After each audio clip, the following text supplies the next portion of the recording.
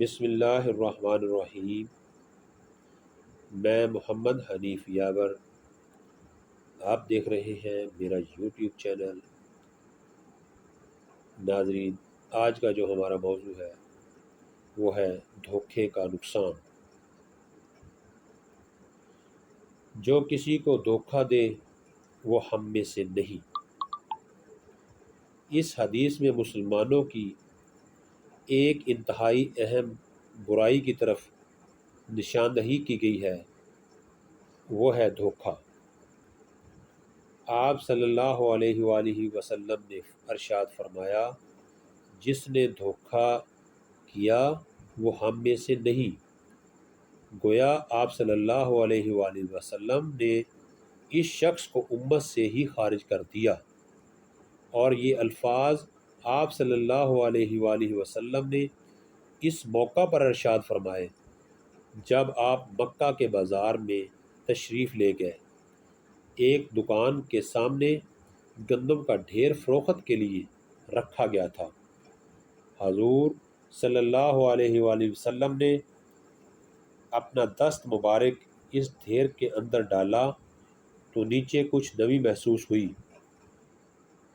آپ صلی اللہ علیہ وآلہ وسلم نے مشت بھر دانے باہر نکالے تو دیکھا کہ وہ گیلے تھے۔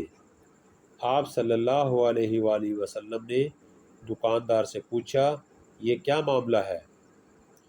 اس نے عرض کیا، یا رسول اللہ صلی اللہ علیہ وآلہ وسلم، یہ دانے بارش میں بھیگ گئے تھے۔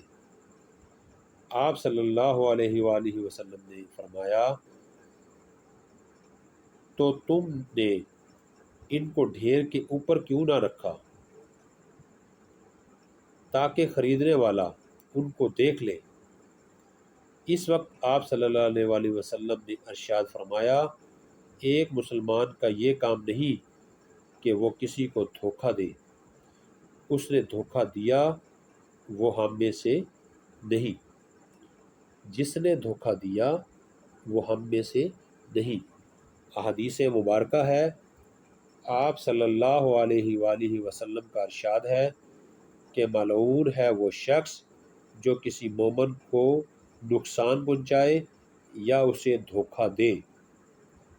آپ صلی اللہ علیہ وآلہ وسلم نے فرمایا کہ جو شخص کسی کو نقصان پہنچاتا ہے اللہ تعالیٰ اسے نقصان پہنچائے گا۔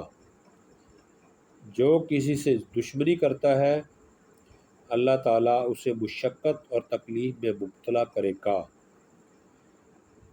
حضرات گرامی، کسی مسلمان بھائی کو دھوکہ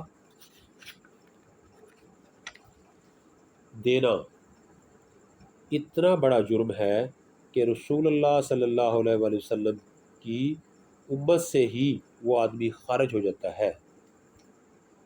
آپ اندازہ کریں، آج تو ہماری پوری زندگی مکر و فریب اور دھوکہ دہی سے بھری پڑی ہے۔ گھر سے لے کر بین الاقوامی زندگی تک دھوکہ ہی دھوکہ ہے، بلکہ یہ دھوکہ اتنا عام ہو گیا ہے کہ اس کو ہم برائی سمجھتے ہی نہیں، بلکہ کسی کو دھوکہ دینا ہمارے معاشرے کی رسم بن گئی ہے۔ حالانکہ جو شخص کسی مسلمان کو دھوکہ دیتا ہے خود بھی کسی فریب میں مبتلا ہو جاتا ہے۔ جو کسی مسلمان سے عداوت کرتا ہے وہ کسی کو اپنا دشمن بنا لیتا ہے۔ دوسرے کی دنیا تباہ کرنے والے کی اپنی زندگی بھی تباہ ہو جاتی ہے۔ جو کسی کی آخرت برباد کرتا ہے اس کی اپنی آخرت بھی خراب ہو جاتی ہے۔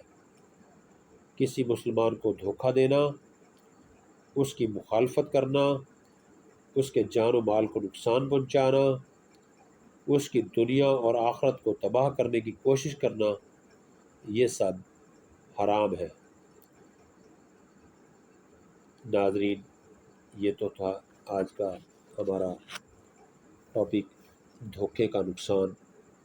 انشاءاللہ اگلے ٹاپک کے لیے ہم دوبارہ حاضر ہوں گے، تب تک کے لیے